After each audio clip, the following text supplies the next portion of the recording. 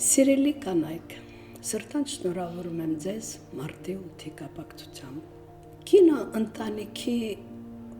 հոգին է, նրա լույսը և ջերմությունը։ Կինը մայր է, որից սկիզբ է առնում հայրենիքը։ Սիրելի որդեկորույս մայրեր, խոնարհվում եմ ձեր առջև։ Իմացեք, որ ձեր ցավը մեր ցավն է։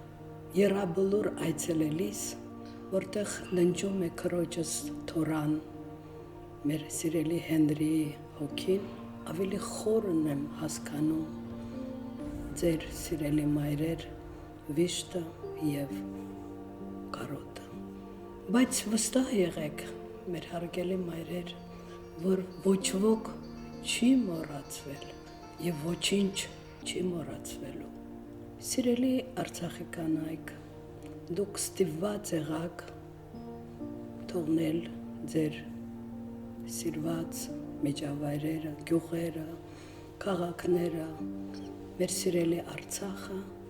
բայց ես գիտում եմ, որ դուք ուժեղ եք և ամեն ինչ հաղթահարելու եք։ Մեզ հետ միասին մուգ սաղ բոլորս միասին պիտի լինենք։ Անցած տարիները հեշտ չէին մեզ բոլորիս համար, բայց չէ որ կյանքը շարունակվում է և մենք պարտավոր ենք նայել առաջ, կառուցել մեր ապագան մեր սերունդների համար։ Ուրեմն մենք կանայք պետք է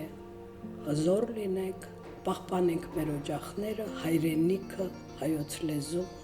ավանդույթները և հավատքը։ Սիրելի կանայք, սիրելի մայրեր, շատ սիրելի քույրեր և երիտասարդ կանայք, եղեք առողջ, եղեք սիրված և իհարկե երջանիկ։